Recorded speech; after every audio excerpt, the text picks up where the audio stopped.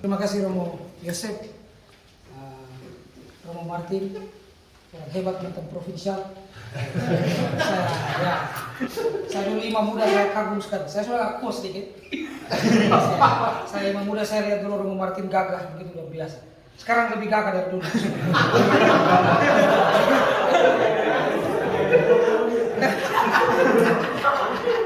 Lalu Romo Bene saya kenal lama. Dulu di Sofir di Surabaya, saya sering di Surabaya ketemu Romo Bene dulu sekretariat SPD di Provinsi di Surabaya. Jadi nama lengkap saya Romo Christianus Risco Batbual SPD.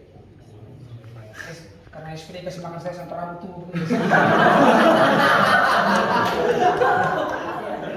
Saya sering makan bukan ke tempat lain, tapi ke kepala. Nama panggilan Romo Risco. Kalau lupa ingat disco ganti dengan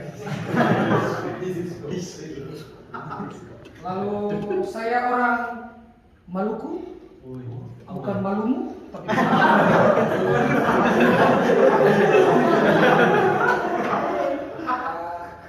saya seminari SMP, SMA semuanya di Maluku. Dididik oleh kami, daerah kami itu MSC, Imam Mati Kudus, Misionaris Kudus. Tetapi waktu itu sampai sekarang pun frater-frater SPD biasanya pastoral, kalau pastoral juga di seminari. Dari seminari SMP sampai seminari SMA selalu ada frater SPD. Makanya waktu itu saya mau beda sedikit daripada saya pulang buka saya lihat wajah kalian semua sama, saya tidak berubah. Jadi lebih baik saya pindah, saya masuk SPD. Jadi saya tamat seminari menengah tahun 99. Lalu saya masuk ke novisiat SPD Santo Yosef Menu Katembuah. 99 saya ingat saya terima juga pas tanggal 17 Agustus. Ya, luar biasa. Masih muda seperti kalian ini. Lalu 2001 saya kalau pertama di Menu juga. Lalu saya lanjutkan filsafat di Ledalero tahun Ledalero sebenarnya saya bonus Ledalero. Lalu saya 2004 selesai 2005 2006 saya berpastoral di sekolah SMK Binakari punyanya SPD juga. Mereka butuh guru musik, jadi saya ke sana. Saya bisa musik sedikit. Saya ke sana. Ya.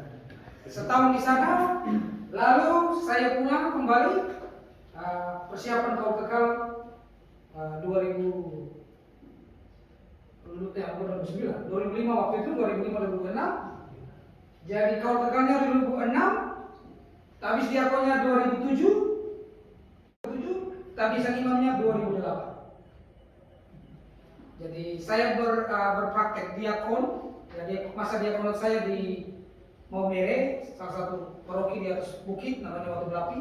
Di situ selama 3 tahun.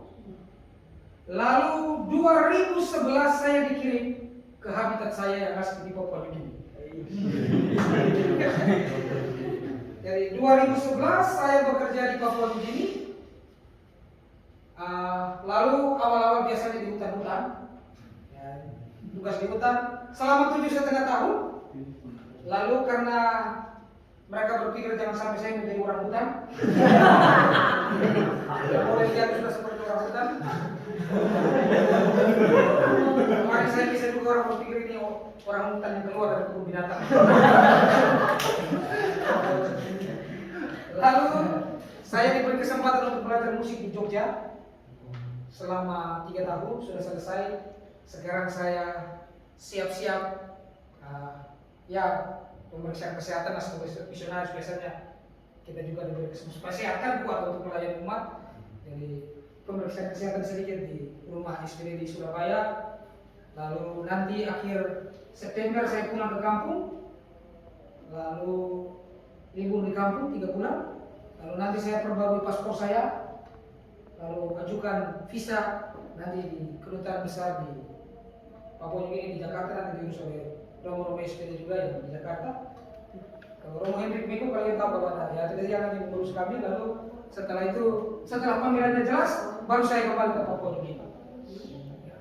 Tadi juga saya diminta untuk sharing ya. Sebenarnya tidak ada tujuan, maaf, saya datang kunjung ibu kita Kartini di sana. Itu kenalan ibu itu waktu di Jogja, kami pernah main TikTok. Romo-romo SPD yang baru habis mereka belajar bahasa Inggris di Jogja, saya waktu itu di sana sebentar belajar musik. Lalu mereka panggil saya, kakak di depan saja tuh jadi main TikTok karena kakak itu kelihatan beda ya, saya ngomong hewan langka maksudnya. Taruh di depan ya, ternyata waktu itu cukup viral, jadi ibu kita itu menanyakan itu Romo siapa, akhirnya kami kenalnya. Sebelum pulang ke Papua New Guinea, dia ngomong harus ke rumah dan saya datang dan kita bisa bertemu di sini. Ya, seperti itu. Papua New Guinea mereka masih membutuhkan banyak imam.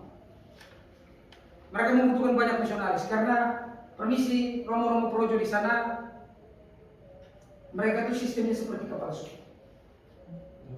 Ya, jadi kepala suku kan punya istri banyak. Jadi kadang-kadang bisa sampai 30, 20. Jadi saya datang tanya ke saya, Romo itu kenapa sampai istri kelihatan satu, istri tak kelihatan 20 ya atas. Terus saya ngomong, ya kalian tiap hari minggu kan biasa berdoa itu. Aku percaya yang panjang itu Nisia ya. Aku percaya yang kelihatan dan tak kelihatan. Ya seperti itu. Yang kelihatan ya satu, yang tak kelihatan banyak. Jadi aman saja. Ada. Begitu Romo-Romo pun sama. Ketika mereka jadi imam, mungkin hanya 1 tahun, 2 tahun itu sudah punya perempuan. Jadi biasa di sana kita nggak pakai motor, semuanya dibeli mobil oleh uskup. Dan biasanya ya itu beli mobil-mobil yang seperti Hilux itu, Ford, itu kalau Romo-Romo Projo itu pasti terbalik itu duluan, karena mabuk dan perempuan pasti sama. Itu bahaya. Jadi uskup masih membutuhkan banyak Romo-Romo. Karena Romo begitu kurang, kami pernah menangani ya tinggal di salah satu paroki 3 orang imam SPD melayani 5 paroki. Jadi di atas air. Kalau dapat di atas air ya kebanyakan di atas air. Dan itu biasanya nyamuknya banyak sekali. Ya, permisi. Itu mulai dalam nama Bapak itu kita sudah usir nyamuk itu.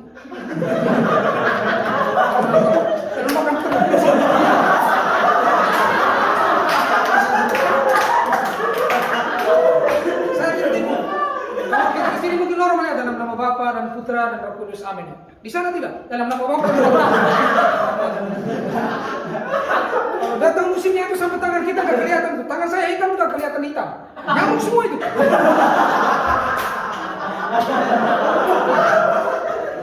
Jadi, paling parah kalau kita mulai, marilah kita berdoa. Kan diam kan? Marilah kita berdoa itu nyamuk mulai gigit di sini. Akhirnya kita usir nyamuk kan, marilah kita berdoa. Jadi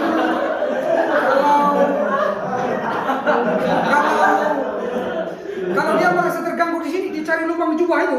Jadi dia cari lubang jubah, akhirnya gigit di sini.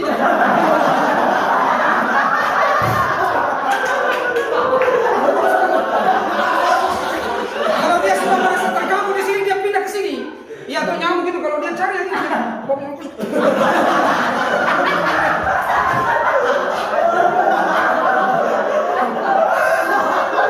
Dan kita tidak bisa matikan nyamuk. Itu kita harus pakai satu sapu lidi mereka buat. Itu orang-orang sana hebat betul. Sapu lidi kecil kita diberi satu-satu. Jadi nyamuknya kita begini aja. Kalau begini makin banyak nyamuk. Karena mereka cium darah. Ya. Itu. Pernah saya jalan di hutan, permisi. Jalan di hutan, nyamuknya macam-macam. Ada nyamuk warna merah. Ya, itu banyak hidup banyak. Saya telepon mama saya di rumah. Mama, dalam hidup saya itu waktu saya lahir saya lihat nyamuk hitam di Indonesia. Di Papua New Guinea nih warna-warni. Mama bilang, kamu tipu itu, kamu bohong itu. Iya benar. Ini mobil ini punya nyamuk sih.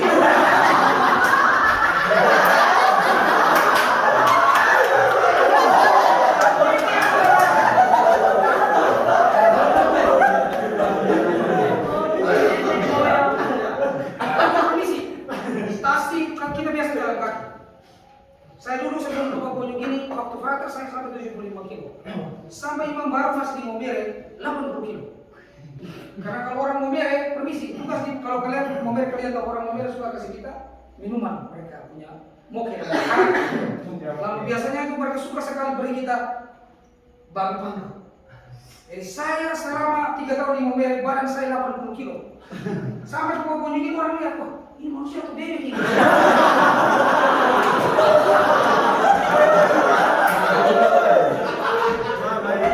Itu stasiun yang paling jauh jalannya itu 9 jam. 9 jam. Jam 6 pagi keluar dari paroki, tiba di stasiun jam 3 sore. Jam 3 sore. Dan umat semua sudah tunggu. Kita harus pengakuan dulu, karena mereka selalu ngomong itu, pastor, kalau orang Papua gini panggil semuanya pater, bahasa mereka itu bahasa Latin, pater, itu makan. Saya bilang jangan makan, karena kalau makan pasti ngantuk, karena udah capek, jangan sampai kaki sebelum jam. Jadi mereka biasanya beri apa makanan dulu, ya saya biasanya minta sedikit ubi jalar itu. Makan terus minum air, baru pengakuan. Pengakuan terus bisa. Jadi kita misionaris itu harus kuat ya. Ya walau awalnya saya tidak kuat, saya mau pulang tapi akhirnya ya. Tapi umat sudah tunggu. Jadi kita pengakuan. Itu kalau di atas gunung dingin, itu kita sampai kram-kram semua sebentar pengakuan. Begitu, kaki sakit. Absolusi, tapi karena kaki itu langsung kram, kejang petis. Kram,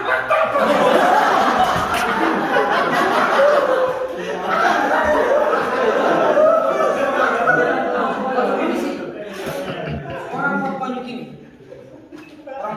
kadang-kadang dia susah, jadi tahu. Kalau orang gunung, itu mereka tidak biasa mandi, karena dingin kan. Mereka malam biasa gosok badan mereka dengan lemang, minyak babi. Baru ya di api asap badannya gitu supaya hangat terus malamnya tidur. Jadi permisi kadang-kadang baunya itu luar biasa. Saya itu setengah mati awalnya. Pengakuan itu menghindar terus begini. Saya tanya di pastor paroki, udah lama di situ. Bagaimana Romo itu bantu supaya bau-baunya itu hilang. Dia ngomong, adik tidak bisa hilang, tapi saya akan bantu kamu. Pergi beli balsem di toko itu. Balsem?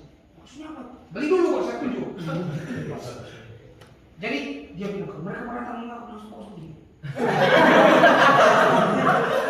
Benar, sorenya saya praktikkan. Begitu mata datang saya cungkil dari bawah.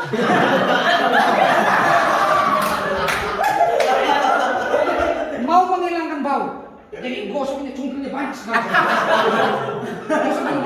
Panas itu. Memang tidak bau, Sementara air mata keluar kan? Aku mau tanya, wih, Romo kenapa menangis? Kita ingat kampung.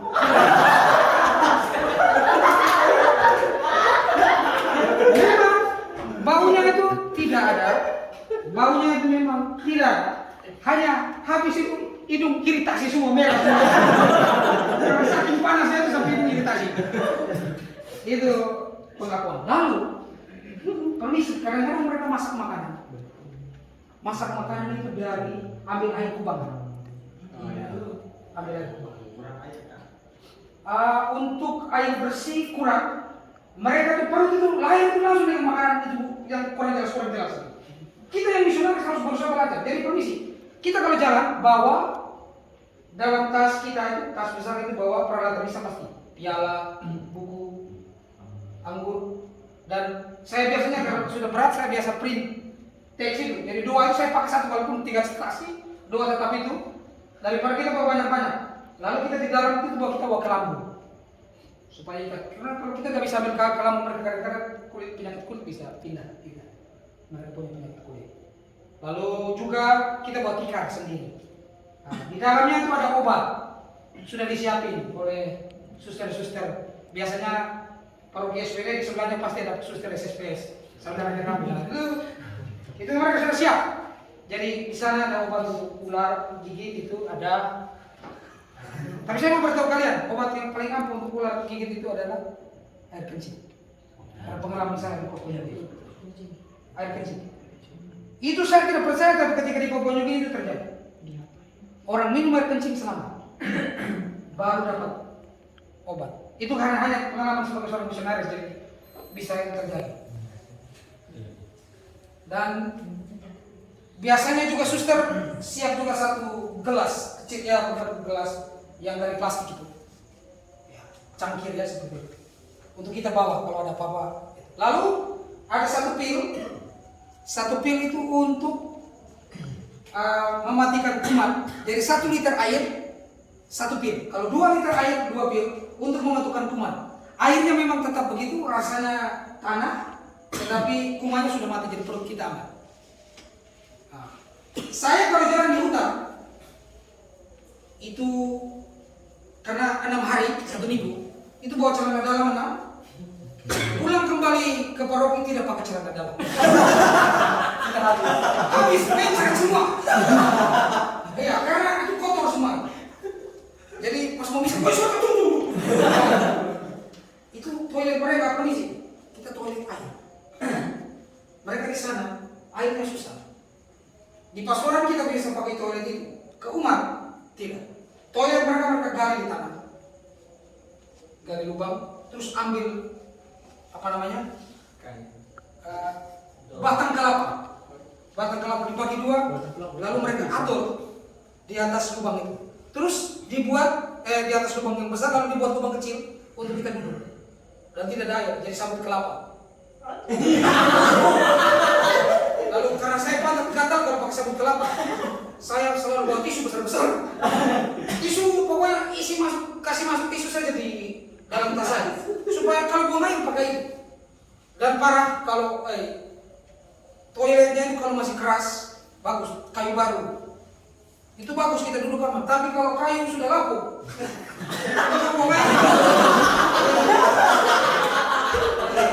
saya selalu bilang itu WC disco. Apalagi kalau sebelahnya itu masih baik, sebelahnya sudah lapuk, miring begini kan. Cara lubang.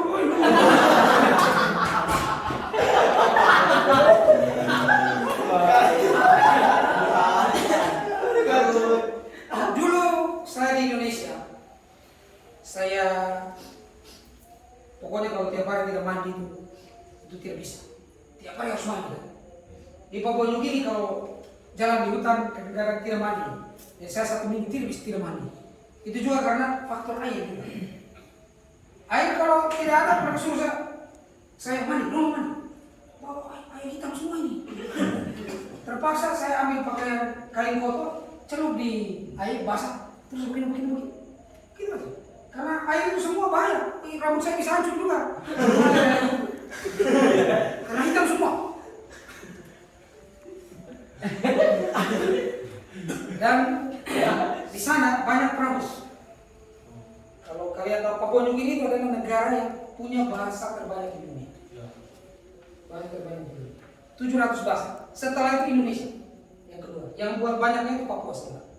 Saya di paroki punya 8 stasi 8 bahasa. Jadi apa ya? Bahasa yang mempersatukan mereka itu adalah bahasa Pidgin dan bahasa Inggris. Kalau bahasa Inggris kita sudah ngerti, bahasa Pidgin itu broken Englishnya mereka. Jadi seperti apa ya? Kalau dalam nama Bapa ini Inggris kan in the name of the Father, and of the Son, and of the Holy Spirit. Mereka kan long name bilang Papa, tapi bilang Pidgin ini, tapi bilang Holy Spirit. Lalu marilah kita berdoa, kita bahasa Inggris let us pray, mereka you me pray. You me pray. Nah, begitu. Jadi bahasa yang mempersatukan mereka itu adalah 2 bahasa ini. Tapi itu hanya bahasa percakapan, bahasa tulisan harus bahasa Inggris. Jadi misionaris kita belajar 2 bahasa. Lalu Papua Nugini itu juga negara yang tingkat kriminalitasnya tertinggi di dunia. Jadi mereka itu banyak penjara. Itu umat kita penjahat semua. Senin penjahat, Selasa penjahat, Rabu penjahat, Kamis penjahat, Jumat penjahat, Sabtu pengakuan dosa. Sama Minggu terima komuni, Senin masuk utara, Selasa. Saya karena pernah bilang begini, mereka pikir saya juga perampok. Karena satu kali saya ke kota belanja barang, kita di sana masak sendiri, pastornya masak sendiri, bersihkan rumah sendiri, cuci pakaian sendiri, segala sesuatu kita buat sendiri. Jadi kalau kalian dalam masa pembinaan diminta untuk masak sendiri, jangan protes-protes. Nanti setelah menjadi pastor, ketika mendapati tempat yang kalian rasa susah, kalian sudah terbiasa. Ya jangan protes-protes terlalu banyak. Dulu saya juga protes karena makanan kurang enak. Tetapi sampai di Papua begini makan makanan yang buat kita mencer, ya makan saja kalau tidak ada makanan. Kecuali kamu dapat umat yang dia memperhatikan kamu. Tapi kalau kamu dapat tempat yang sulit, umat juga hidup sederhana, kalian makan sama seperti mereka. Kalian tidak bisa menuntut yang lebih dari itu. Jadi kalau ada apa-apa, mungkin kamu mengalami kesulitan dalam masa pembinaan, makanan kurang atau terima saja apa adanya. Terima saja apa adanya. Nanti itu melatih diri kalian untuk tetap kuat di tempat di mana kamu tugas kemudian. Ya, sekarang romo-romo ini yang memperhatikan kalian. Nanti setelah jadi romo, kalian sendiri yang mengatur diri kalian. Bayar listrik, bayar air, itu nanti kamu mengalami kesulitan. Jadi kami di sana, satu bayar orang mahal. Yang kedua, ketika mereka sudah di situ, mereka tidak akan keluar. Sampai nenek moyang pun mereka tinggal di situ. Walaupun itu tanah paroki dan tanah musuh. Dan yang kedua itu nanti kita tidak makan karena mereka cuma makan semua. Saya di paroki saya omnya ini kulkas kalian gitu. Ternyata benar, kulkas makanan habis semua sehari. Jadi semuanya kita masak, kita buat sendiri. Kerja juga kita sendiri. Kadang-kadang kalau pulang dari stasiun kita sudah capek jalan 9 jam, yang mau buat apa? Sudah capek, terpaksa kita makan biskuit, satu biskuit dengan teh gitu, kita tidur, bangun, tenaga ada, baru kita masak, baru bisa makan. Lalu tadi saya mau ngomong apa? Terus terpotong sedikit. Kalian ingat oke.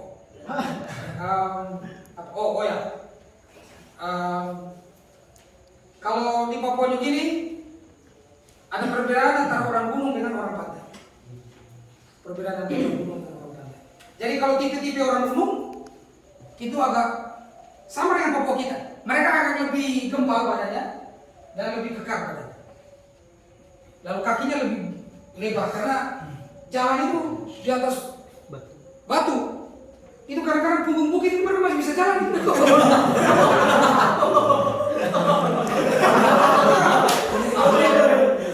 Kebun mereka itu bukan di yang rata, kebun itu semua. Jadi kalau kita ke stasiun jalan yang sulit, kita lewat situ. Jadi mereka suruh ini Pater lewat situ. Saya lihat ke bawah, waduh. Kalau saya jatuh saya jadi sup di bawah nih. Batunya besar-besar. Ya terpaksa saya tutup mata, saya bilang kalau kalian mau bisa bawa saya. Saya tutup mata, satu pegang tangan begini, satu di belakang, baru saya jalan begini. Ada salah satu pastor orang Indonesia juga yang tidak terbiasa dia merangkak. Tolong pegang saya. Setengah mati. Lalu perempuan-perempuan mereka di sana juga itu punya jenggot, kalau yang mirip gunung, kumis jenggot. Ya. Jadi kalau mereka lihat saya, mereka pikir saya cewek juga karena wajah saya lebih halus dari jenggot begini. Kalau saya dengan pastor lain sementara di mobil, wih, itu bapak istrinya cantik sekali.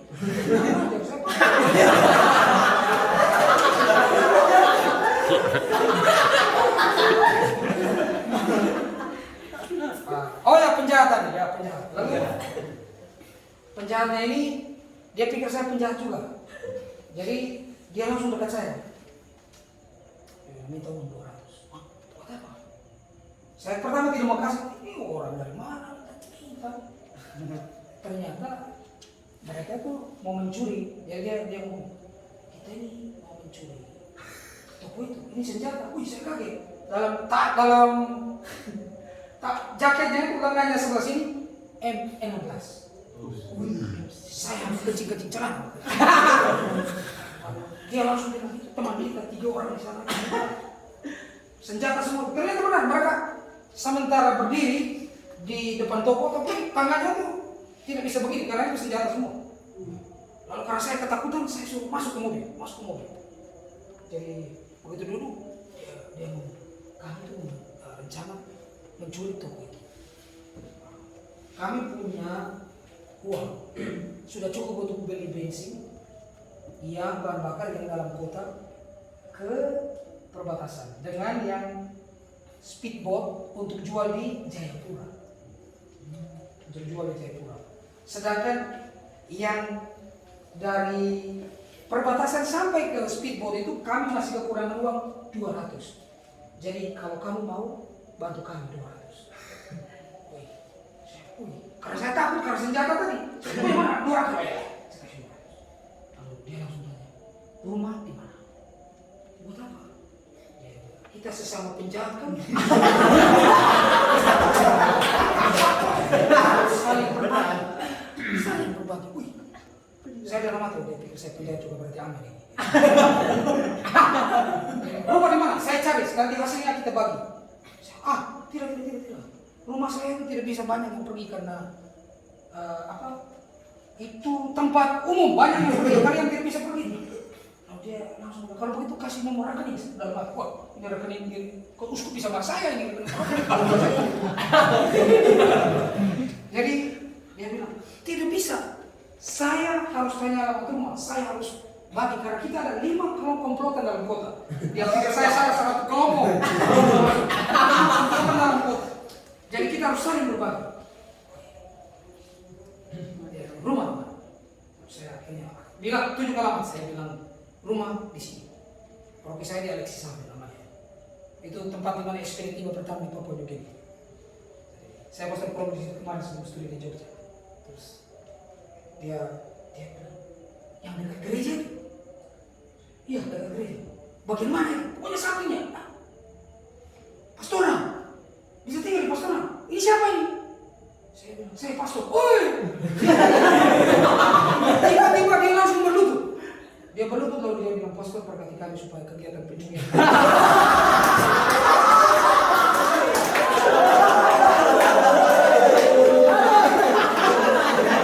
Akhirnya saya langsung berkati, karena gugup juga waktu itu. Semoga kegiatan pencurian kalian senantiasa dituntun, dilindungi dan dibina. Kalau yang berkuasa bawa dan diterima. Dia cium tangan saya, dia bilang, Romo, mobil ini warna kami tahu, plat nomor kami tahu. Romo aman. Romo adalah salah satu Tuhan kami sebagai penjahat di Papua. Karena bilang begini, rupanya saya diselamatkan. Penjahat mau datang juga berkata, ini orang miskin, tidak jelas.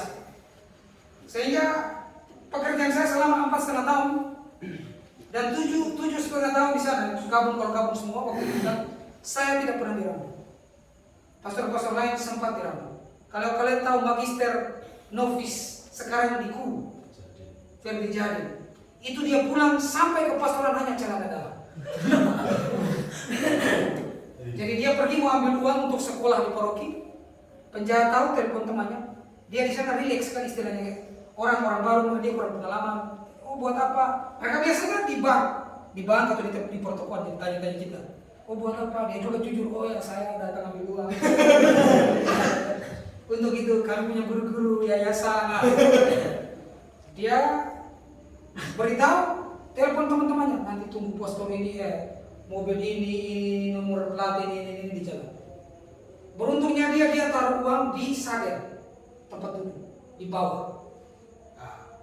Jadi ketika dia sampai di situ, mereka suruh berhenti karena sudah ditutup jalan pakai batu-batu. Akhirnya dia turun, mereka periksa, di dompet tidak ada, segala sesuatu tidak ada, dan mereka tidak percaya. Buka baju. Lalu mungkin mereka pikir karena di sepatu, sembunyi di sepatu, buka sepatu. Lalu mereka pikir di celana, buka celana. Lalu mereka pikir mungkin sembunyi di celana dalam juga. Jadi mereka pikir celana dalam tidak ada, pulang. Tapi karena mereka tidak percaya, karena telepon dari teman di kota ada uang. Mereka tidak percaya, mereka sempat tembak dia. Begitu mereka tembak karena kan dia langsung biasa kalau mobil 4x4 kan ada gigi derek yang 4 roda itu. Dia masukkan 4 roda lalu gigi 2, langsung tabrak batu. Begitu mereka tembak, mobilnya melayang. Begitu tembak, karena mereka ukur pas dia melayang, jadi begitu turun langsung ditembak, jadi luput dia. Pelurunya lewat dari atas. Lalu dia cepat-cepat tiba di paroki. Begitu tiba di paroki, suster jemput. Suster jemput, lalu suster datang, jangan, suster datang. Lempar anduk, suster tahu ini. Dia sudah dirambut. Begitu suster dengar lempar anduk, bukan pergi ambil anduk.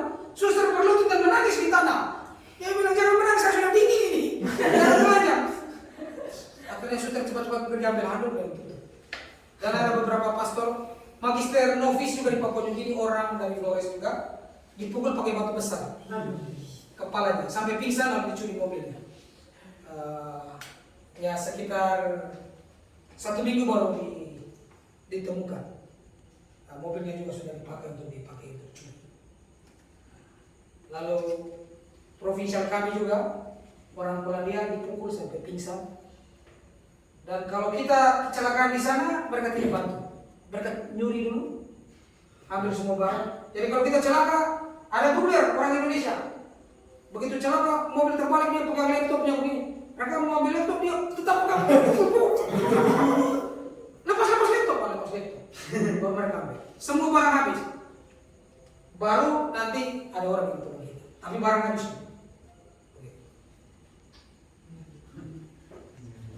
Jadi memang situasi menantang, tetapi yang membuat saya gembira itu adalah umat walaupun tidak ada pastor dan kita jarang kunjung, ketika kita tiba mereka begitu bergembira menyambut kita. Itu yang luar biasanya. Saya seperti apa ya? Sudah jalan jauh saya marah pemerintah karena kita ini jangan ngomong bahwa Indonesia korupsi hebat. Papua New Guinea termasuk 10 negara terkorup di dunia. Dan jalan-jalan sudah tidak ada, kesehatan juga tidak ada, obat, orang kalau mau mati saja. Dan saya mengalami situasi seperti itu begitu sulit, tapi karena saya lihat umat tidak ada romo. Dan ketika kita sudah jalan setengah mati, buat saya nangis itu adalah mereka itu selalu sambut kita. Kalau orang pantai, sambut dengan air kelapa muda. Air kelapa muda sambil tersenyum dan pegang satu ubi jala. Itu yang buat saya semua kelelahan itu hilang dengan sendiri hanya karena lihat ini. Mereka masih butuh Tuhan Yesus. Karena kehadiran Tuhan Yesus, kita imam. Ketika kita merayakan Ekaristi saat itu mereka bisa menerima Yesus. Dan itu yang buat saya bertahan. Masa muda saya berusaha untuk bekerja untuk orang Papua New Guinea. Nanti masa tua sudah tidak laku untuk pulang ke Indonesia lagi. Siapa tahu orang Indonesia terima saya kembali atau tidak. Ya, itu masa tua, masa muda itu untuk gereja Papua New Guinea. Karena mereka masih butuh banyak imam. Dan saya sebagai tarekat SPD yang bekerja di Papua New Guinea, saya merasa berbangga karena dengan masuk SPD, saya tidak hanya melihat daerah Indonesia yang begitu banyak panggilan tumbuh di mana-mana. Kita memang kurang, tetapi masih banyak panggilan juga. Ya kita paling banyak ya di Indonesia. Tetapi di luar sudah tidak ada orang lagi yang tertarik. Karena kesaksian hidup imam juga, lalu karena sekularisasi modern, orang juga punya anak juga tidak mau punya banyak anak, jadi gereja itu kosong. Dan umat Papua New Guinea banyak gereja kosong, namun mereka itu tetap walaupun ibadat mereka tetap kuat. Sehingga untuk masa muda saya berusaha untuk menghabiskan di Papua New Guinea. Nanti sekitar 50-an, 51, 52 saya berusaha kita pulang ke Indonesia. Mungkin seperti itu. Dan mungkin kalau kalian mau ke Papua New Guinea lapar juga ya. Jangan situasi yang enak saja. Yang situasi susah-susah dulu juga supaya kita mengalami bagaimana situasi yang membuat kita kuat dalam iman. Karena kalau kita masing-masing tempat, masing-masing daerah punya tantangan tersendiri. Tetapi di sana itu iman saya makin kuat karena saya melihat Yesus itu ada dalam wajah orang-orang yang begitu mengharapkan iman karena romo-romo kurang, romo-romo tidak ada. Jalan stasi yang paling dekat jalan kaki 3 jam. Dulu susah, tapi situasi itu membuat saya untuk tetap menjadi kuat karena melihat kebutuhan umat di Papua Nugini. Mungkin ada yang mau pindah ke SPEC, silakan pindah. Kita hanya omong saja. Hanya itu saja. Terima kasih. Jangan terlalu banyak. Kalau kalian mungkin mau bertanya, bisa bertanya juga sebelum kita tutup. Silakan mau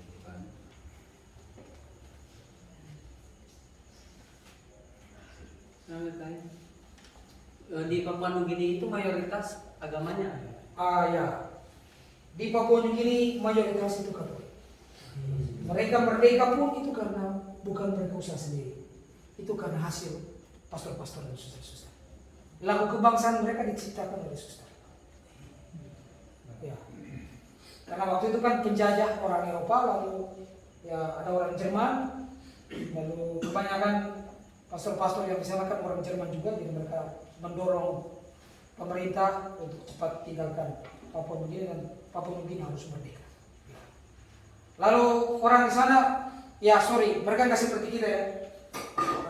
Saya penampilan juga agak nyaman karena begini agak nyaman, bukan yang nyaman, karena di sana itu ya pastor-pastornya makan sirih pinang, ya seperti itu. Lalu kita bisa di sana itu kaki kosong dengan celana pendek, kaki kosong, jubah di luar, terus kita bisa. Begitu. Sederhana sekali. Lalu orang-orang juga pakai pakaian juga ya.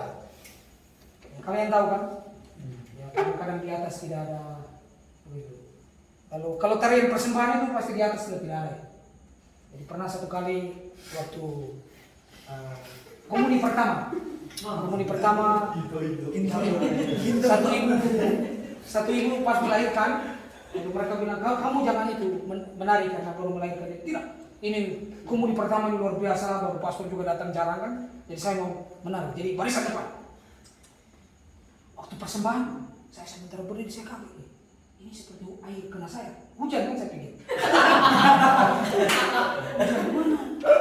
Nah, saya balik terus air kena di sini kan. Wah, air susu ibu ini. Ibu itu menari begini susunya.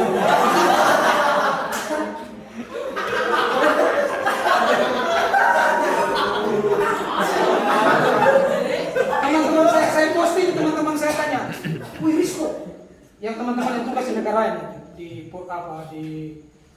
Brasil, ada juga sih Brasil, Argentina, ada yang tugas di Filipina, teman satu di Filipina orang Filipina, dia tanya sih, Rizko, bisa begitu? Oh ya bisa, kami sini biasa saja.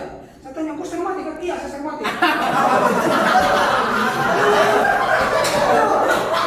Saya bilang dia, saya di sini itu biasa-biasa. Saya tahu, bayangkan Bu, saya bilang. Saya tahu, yang sudah punya anak dan belum punya anak, saya tahu semua. Dia tanya, itu tahunya bagaimana? Pegang kah? Saya tahu pada dia, bukan pegang. Karena kan kita tahu, kita lihat. Lama-kelamaan kita kenal. Karena kalau di Indonesia kan tertutup semua toh. Kalau di Papua ini terbuka semua. Jadi kita tahu. Hanya itu saja, saya jangan tidur terlalu banyak. Jadi paling banyak orang Katolik kita di sana paling banyak. Agama lain sedikit, Muslim masuk. Awalnya bisa karena mereka tanya, oh bisa, istri banyak, bisa, makan babi itu bisa. Jadi mereka tidak mau. Ya, babi di sana itu hewan yang paling luar biasa. Orang Papua Nugini ada 3 hal yang mereka buat, mereka bisa saling bunuh. Yang pertama tanah, yang kedua wanita, yang ketiga babi. Dan babi-babi itu disusui. Iya, ibu menyusui babi. Ya, jadi kalau berangkat anak hati-hati, jangan buka begini, jangan hati-hati lihat, ini jangan sampai babi nih.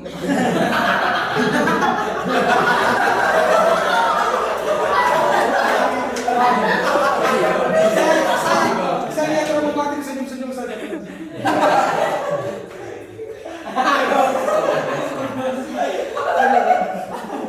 Hanya itu saja ya, sorry. Itu saja atau mungkin ada. Baik, terima kasih banyak atas visinya ya.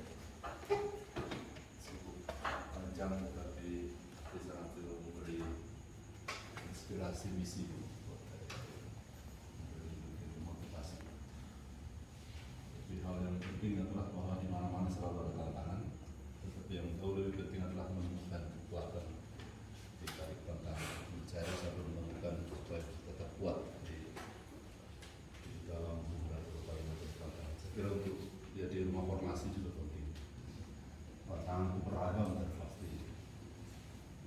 Makin lama maka akan makin terasa berat. Yang penting dari seperti yang Pemirsa katakan itu, kita tetap harus mencari pegangan, kita tetap kuat. Jadi, tidak boleh kalah, tahan banting. Di balik berbagai macam beragam tantangan. Jadi, terima kasih banyak Pak Rizko. Semoga betul ini beri satu pencerahan untuk adik-adik yang baru mau mengabdikan atau membuka diri mengabdikan seperti untuk mereka untuk gereja, untuk kalian bisa. Saya kira terima kasih. Mungkin dari Mati sama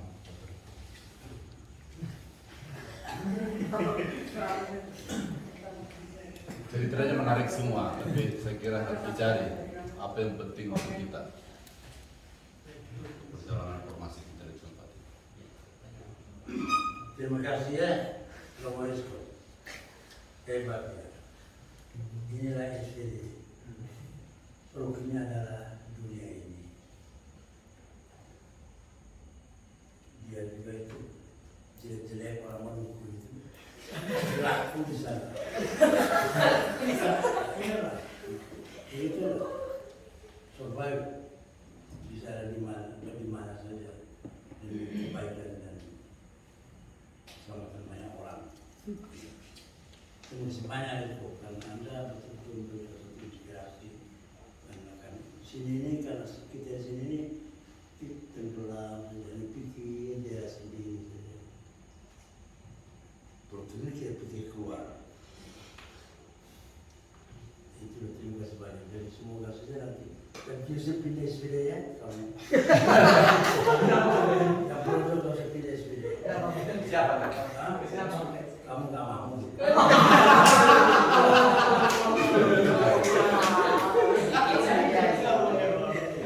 Itu begitu. Siap jago di darat, jago di laut, jago di darat.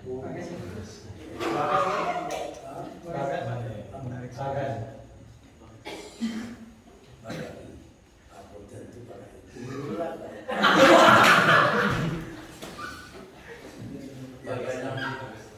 Begitulah. Jadi kalau masa SPD begitu, siap tempur. Intinya siap tempur. Itu bernamanya SPD. Bro, juga siap tempur juga. Hanya dia putar-putar situ. Putar-putar di tempat. Bisa bosan juga. Putar-putar di kesukupan. Dan juga bisa keluar negeri. Bisa terus apa-apa. Saya 10 tahun ke Singapura, saya 10 tahun ke Jerman. Bisa, ujung juga ada kontak ke sana, bisa juga. Mungkin bisa. Oke, saya akan datang. Berbahagialah Anda bisa bermisi, bisa menyaksikan budaya lain juga. Ya, perlu juga bisa keluar. Tidak masalah. Asal jangan keluar untuk pelarian. Saya betul-betul saya ingin bermisi, seperti Osok alami nama persoalan oleh Zulben, silakan. Beijing, silakan Zulben apa? Binatang, tulisan Anda bisa berfilm, bisa berjual. Nasihat itu pesawat lagi ya? Iya, sudah dijual. Sudah dijual semua pesawat. MSB itu pilot. Yang ketawa itu makhluk itu pilot itu. Kita di sana, Pilot indah. kita di sana tiap paroki punya bandar udara sendiri, bandara sendiri gitu. Dulu perhubungannya hanya dengan pesawat, jadi SPD punya salah satu perusahaan penerbangan namanya Divine World Airways. Jadi dulu perusahaan penerbangan. Lalu brudernya itu libur, mereka jual semua pesawat itu. Dia pulang, dia stres dan akhirnya pulang kembali ke negaranya. Tapi memang dia yang pengurus untuk semua pesawat itu. Setelah itu dirubah menjadi kita jalan kaki dengan itu speedboat. Dulu itu pesawat semua, jadi perhubungannya susah. Makanan atau kebutuhan pastor-pastor itu biasanya dengan pesawat dibawa ke tiap-tiap apa itu misi, tempat misi tiap-tiap paroki. Nah, waktu itu lumayan karena Papua Nugini itu misi ketiga SPD. Misi ketiga waktu itu pendiri SPD Adolosianus masih hidup. Yang pertama Cina, kedua Afrika, Kongo, kedua Kongo, ketiga Papua Nugini.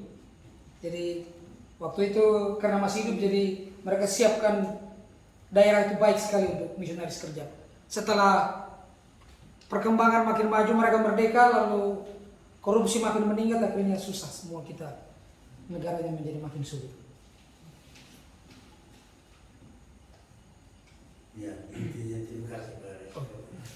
Dua suasana yang lain untuk kami. Ternyata begini ya pastor ini. Terkati berbagai cara juga karena harus asal sana. Macet dia di bagian ala. Pakai kesulaan, pakai kesulaan. Ya. Kebanyakan pastor-pastor di sana celana pendek saja langsung. Itu jubah. Kalau tidak ada kasulah juga tidak apa-apa, yang penting stolak kita bisa. Yang penting tetap sopan hadirkan Yesus. Uskup-uskup di sana juga celana pendek. Ya, uskup rendah hati sekali. Karena uskup saya dulu tongkatnya bukan dari besi tapi dari rotan Jawa itu. Jadi kasih panas dan bengkokan ya, dia pegang saja. Jadi habis misa dia gantung.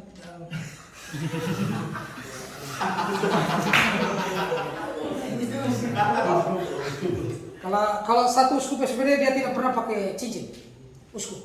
Jadi umat tanya, kalau kami mau cium cincin mau mana? Cium pipi saja, itu Yesus ada di situ, jadi kalian cium pipi. Tapi sudah pensiun uskup baik sekali. Ya. Kebanyakan uskup di sana sederhana, ya karena mau mengumat bersatu dengan umat. Kalau kebanyakan uskup kita di sini kan seperti raja sedikit ya, tapi Ya intinya itulah situasi. Itu apa dari misi cukup menantang Afrika juga kalau masih sama juga. Kalau lebih sekarang misalnya SPD itu dari Indonesia saja menunjukkan sekitar 500-an lebih. iya. Dari Indonesia sudah kirim 500-an lebih misionaris. Termasuk saya salah satu. Di antara 500 saya satu. Oke, terima kasih banyak. Nanti sampaikan salamnya kepada Bapak Uskup. Oke. Indonesia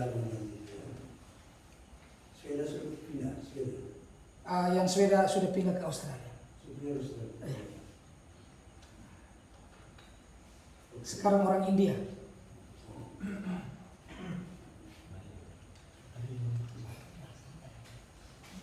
Oke, ini itu dari saya. Terima kasih. Kita lanjutkan dengan sekarang. Terima kasih pengurus KOS. Sama nanti menemukan persiapan kesehatan yang baik supaya bisa kembali ke sana yang sehat dan lebih semangat lagi. Lalu setelah ini kita tutup dengan doa dan langsung doa malam di sini. Tidak kegapai lagi, langsung doa malam. Dan kemudian setelah itu cuci piring dan Anda mulai rekreasi atau belajar. Langsung saja sekarang kita tutup dengan doa dan kemudian doa malam singkat. Ya. Oke ya. Bapak Resto, semoga kita selamat sampai Surabaya. Semoga bos itu tidak terlalu. Takut ya. Mereka takut dulu. Oke, terima kasih banyak ya. Tuhan berkati. Mari kita doa.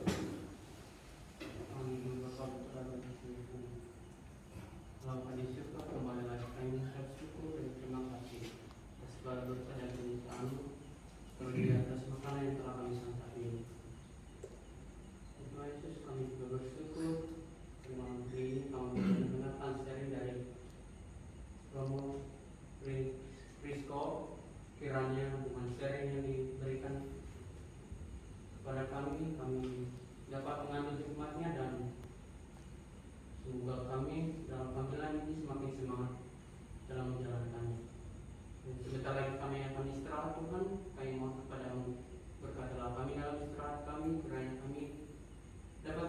jawab dengan kenyang dan bisa bangun besok pagi dengan penuh sukacita yang daripadamu.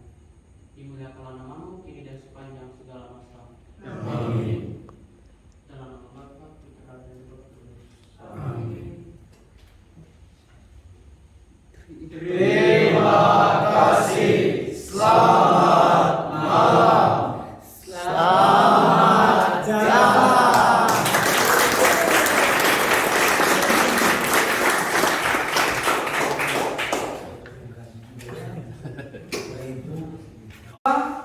Itu ini Filipina. Kembar kedua Jepang. Itu tak bisa sama. Kembar ketiga Indonesia. SPD semua. Itu berbeda.